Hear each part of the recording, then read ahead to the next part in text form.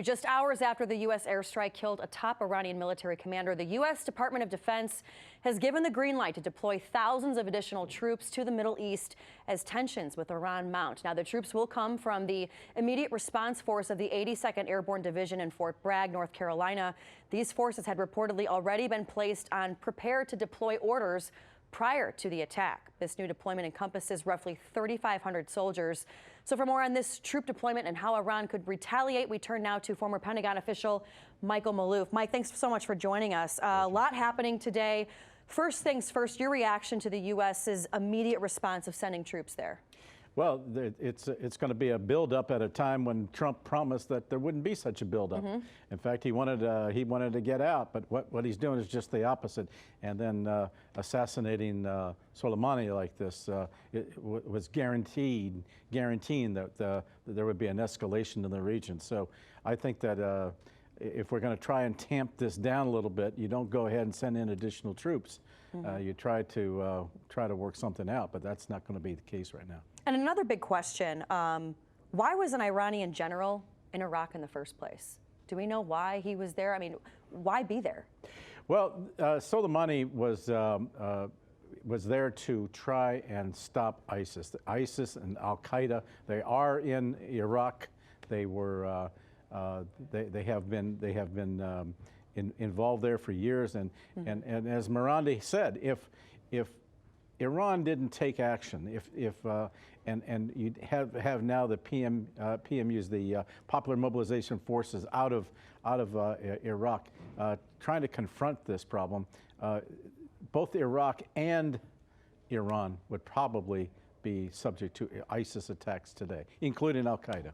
And Michael, you know, Iran security, they have pledged to avenge General Soleimani's killing and, quote, the right place, the right time, also saying it's reached a decision on how to do so. You know, you're a former Pentagon official. You were there back when we first went into Iraq. What, you know, bring us to the Pentagon right now. What do you think is going on there? What's being said? I mean, are we talking oil? Are we talking an attack as far as retaliation? What do you see that's going on there right now? I think they'll do a protracted initiative over time and in ways that may not be direct but indirect. It could be attacking maybe oil fields in GCC countries that are housing the U.S. troops as opposed to the actual troops themselves. They can mine the Straits of Hormuz or even the Persian Gulf itself and wreak havoc on international trade for this effort. And you might see attacks perhaps on embassies like the U.S. Embassy in Baghdad through proxies, not directly from Iran, but certainly people subject to their control. And, you know, I talked to someone who had served multiple tours in Iraq, who had been there, who had been, you know, a guy whose boots on the ground there, who had seen a lot, you know, and he had mentioned a pretty interesting point. You know, with this fallout, who do you see being the most at risk in the region now? I mean, one group that has been pretty cooperative with us in the past are, you know, the Kurds that are there, who now have Syria to the west, now have Iran to the east. Who do you think, after all of this, is going to be the most at risk after the killing of this Iranian general? Well, it certainly could be U.S. assets itself. It will, I would say, Israel itself. Hezbollah could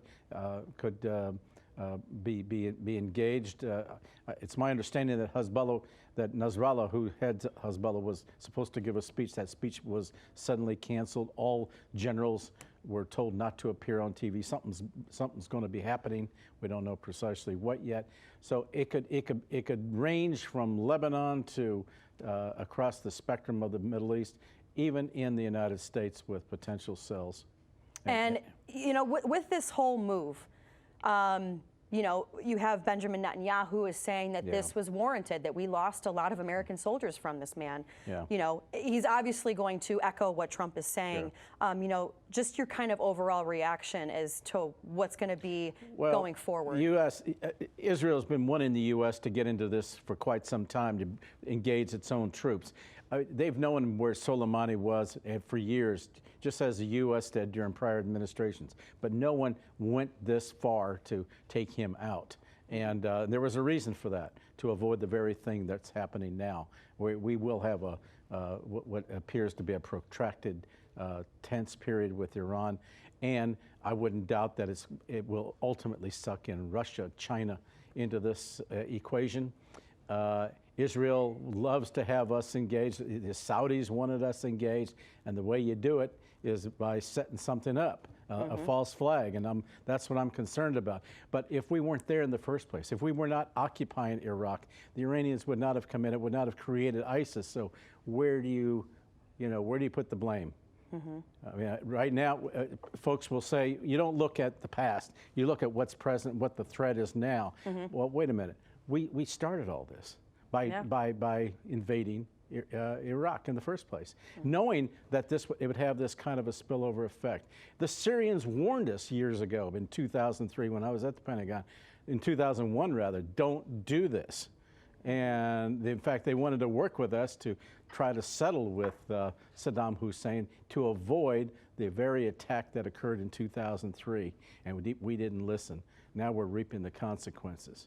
And I don't know, and the Israelis are going to be, are back, they historically have always goaded us and tried to get us engaged, and they're now doing a very good job, and they basically have been involved in backing Trump into a corner. And now he's sending another 3,000 to 4,000 troops over there. Where are they going to go? Kuwait?